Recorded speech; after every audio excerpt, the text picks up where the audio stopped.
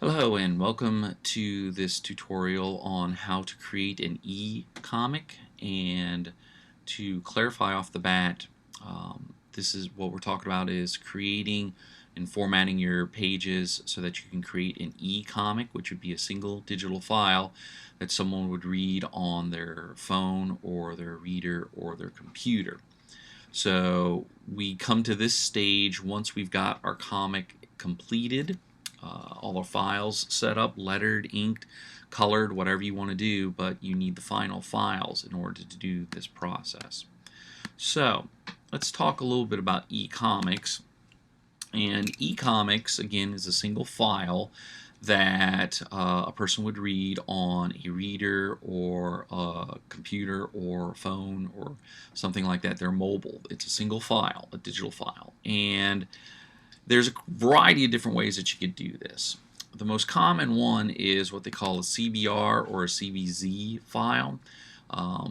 Most comic book readers, they have a software of their choice that they choose to read the comics in. And a CBR file is the most common one. It's a comic book reader file. And what you can do with that is you can advance to the next pages, and they don't have to open up each individual page in order to read it. And what it does is it creates a file format that is a reader format that this will open up in whatever software that they choose to read their comics in. In order to get to that, though, you need to actually have your files set up for any of these, really, any of these comic book readers. You need to have your files set up as JPEG files, Photoshop JPEG files. You also need to have them named in numerical order. I name mine usually with page in front of it, PG standing for page, but as long as you have numbers in front of it, it's so that when you export it for the comic book reader, they are read in sequential order. So you can just have 0, 4, 0, 5, 0, 6, and that would be fine as well. You want to put a 0 in front of the numbers so that they go in sequential order, and so that page 1 doesn't come after page 11, and so on and so forth. Your cover, you would want your cover, of course, to be named in a certain way so that it appears in the top of the list. That's really one of the reasons why I do the PG prefix, so that when I can name it book cover, it'll be the first page. So once you've got your files set up in your folder and you're ready to create your CBR file, and that's the one that we'll do first. Now, Macs and PCs are a little more similar than people give them credit for. So I'm going to show you how we do this on a Mac, but it's pretty much, it'll be similar on a PC. What you want to do is compress the file into a zip file. There's software to do it, or the computers can do it for you. On a Mac, if I hold the Control key or left click on the file folder that has my files in it, I'm going to want to compress it. And what this does is that this compresses it down to a zip file, meaning that if I double click on this, it will open up a folder and it'll be individual pages again. But keep in mind, for an ebook, you don't want to have individual files that they have to keep opening up. You want it to be all one file.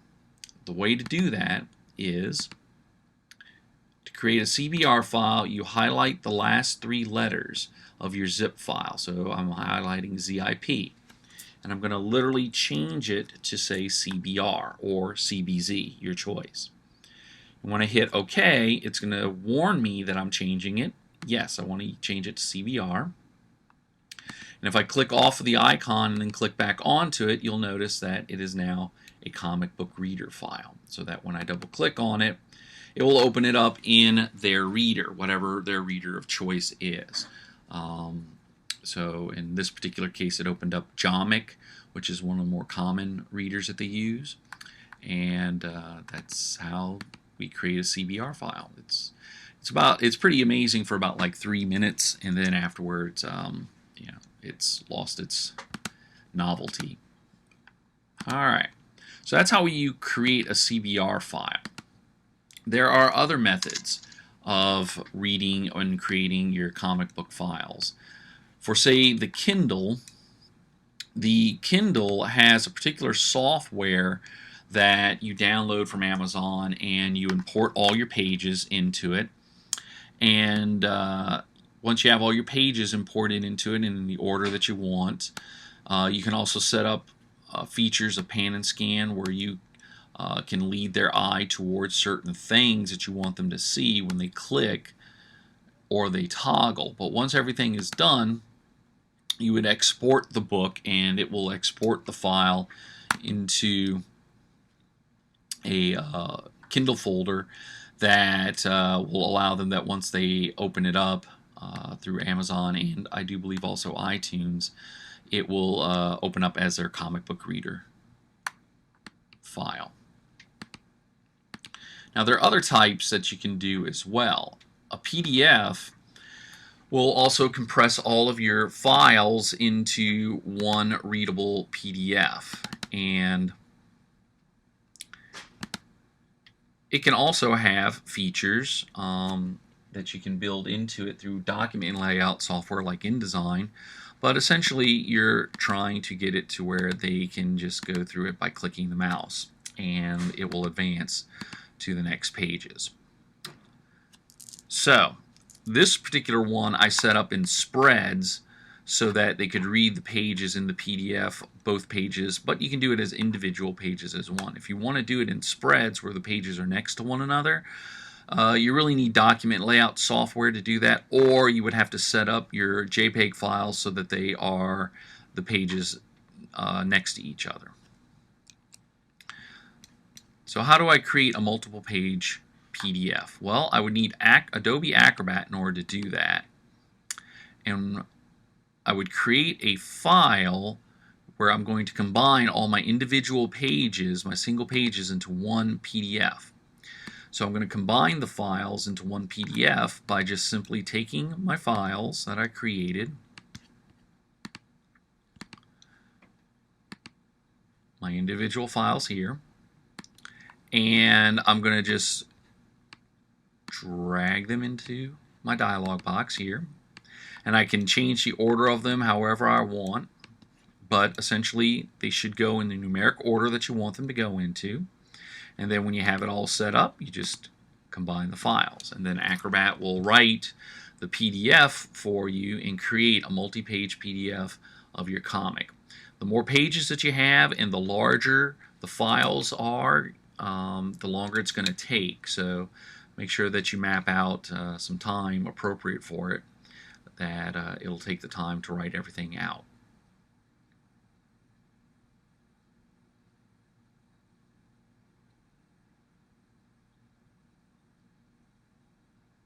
And there it is.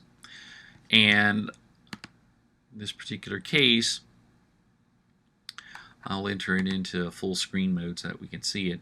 But when I click my mouse, it will advance to the next page, and it'll just keep on doing that and go on to all the pages, like so. And then Escape gets it out of the full screen mode. So that's how we can create a multi-page comic with Adobe Acrobat, that it would be a PDF, and they could read it through any Adobe Acrobat reader. Another method that they have that you can use is Flash, and very similarly you would have to import your images into a document layout software of some kind, and in that document layout software you can export it into a Flash file. Now, the Flash files are the ones that they can have an animation or something to them. In this particular instance, we have a page curl effect, so that it looks like I can curl and turn the pages. So you really would have to know a little bit more about Flash software or something like InDesign, so that you would be able to lay your pages side by side and then export it as a Flash file, which is what was done in this particular instance.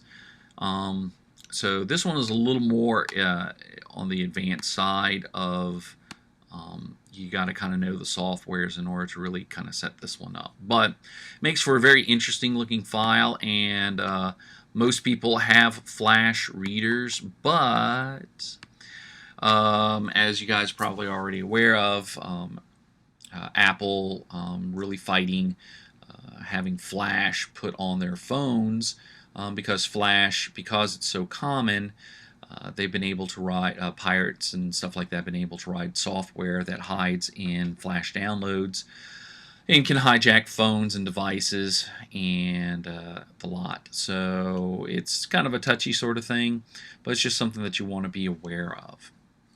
And you can get this effect and similar effects to it also in other softwares as well. So it's not like it's really dependent on it. As a matter of fact, Apple created a software that works just like Flash and gives you the same kind of effects. It's just an Apple product that you would use instead.